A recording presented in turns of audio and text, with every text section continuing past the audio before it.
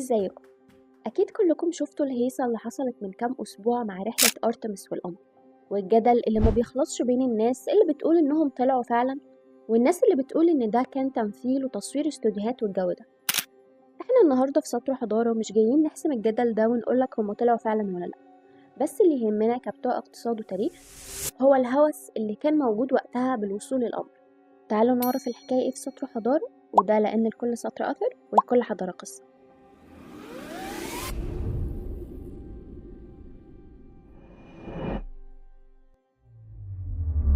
الهوس ده كان زمان سياسي بامتياز، حرب تكسير عظام بين أمريكا والاتحاد السوفيتي، مين يثبت إنه أقوى ومين يسيطر على تكنولوجيا الفضاء والصواريخ العابرة للقارات. فكان السباق مجرد منظرة سياسية وقوة عسكرية، لكن النهاردة الوضع اختلف تماما. الهوس ده اتحول لبزنس وقوة اقتصادية بقودها شخصية مثيرة للجدل زي إيلون ماسك. الراجل ده ما بيفكرش في برستيج دولة، هو بيفكر في تأسيس إمبراطورية اقتصادية كونية. وبما إني دارسة اقتصاد فخلوني أشرح لكم اللعبة ماشية إزاي بعيدا عن كلام الخيال العلمي المعقد. إيلون ماسك بيعمل بالظبط اللي عملته شركة الهند الشرقية البريطانية في القرن ال17. فاكرين الشركة دي اللي حكينا عنها بفيديو كيف هزم الملح أقوى إمبراطورية في العالم؟ خلوني أفكركم بنبذة عنها للي ما شافش الفيديو.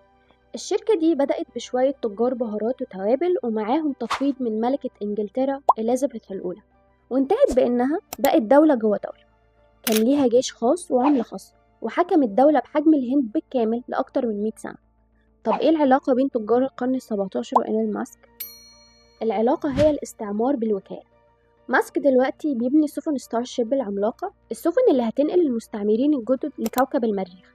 وماسك محدد إن أول رحلة مأهولة بالبشر لازم تكون قبل نهاية العقد ده، والمستعمرين دول هم المهندسين والعلماء والمغامرين اللي هيبدأوا يبنوا أول مدينة على كوكب ميت. الفرق الوحيد إن المرة دي مفيش بحار ومحيطات، في فضاء وجاذبية صفر. يعني إحنا قدام استعمار 2.0 أو colonialism 2.0، وده مصطلح سياسي واقتصادي حديث بيستخدم لوصف الاستعمار الجديد أو الاستعمار الحديث اللي ما بيحتاجش لجنود ودبابات عشان هو بيتم عبر السيطرة الاقتصادية. وخدوا بالكم إن في مصطلح قانوني وسياسي ماسك بيحاول يفرضه، وهو سيادة الشركات. والراجل فعلا حط بنود في خدمة ستارلينك بتقول إن المريخ كوكب حر لا يخضع لقوانين الأرض. يعني ببساطة هو عايز يحكم المريخ بنفسه.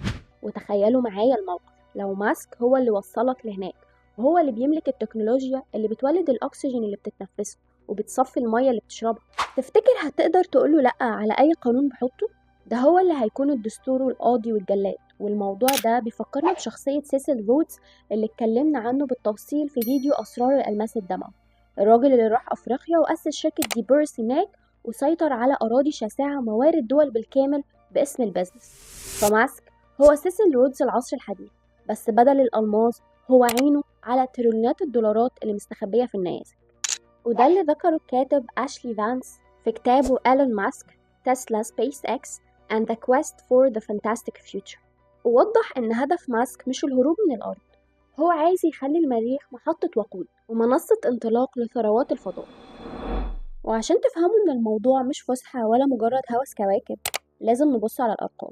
إحنا قدام اقتصاد الكويكبات، وده معناه ببساطة إننا هنطلع ننقب عن المعادن في الفضاء بدل الأرض.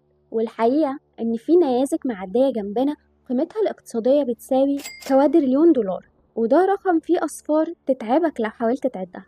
فنيزك واحد فيه كمية ذهب وبلاتينيوم بشكل غير طبيعي. طب سؤال، هو ماسك هيجيب الحاجات دي ازاي؟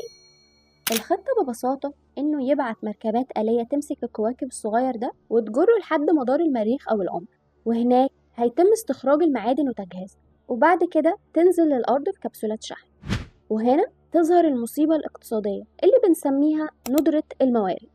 في الاقتصاد الحاجة الغالية عشان قليلة، فتخيل كده لو ماسك نجح وغرق السوق بذهب من الفضاء، ساعتها الذهب اللي انت شايله في بيتك ده سعره هيقع، والمنظومة المالية العالمية كلها ممكن تتهز لأنها قائمة على ندرة المعادن دي. والموضوع ده بيخلينا نسأل سؤال تاني مهم، هو ليه الحكومات سايبة واحد قطاع خاص يعمل كل ده؟ الإجابة ببساطة هي خصخصة الفضاء.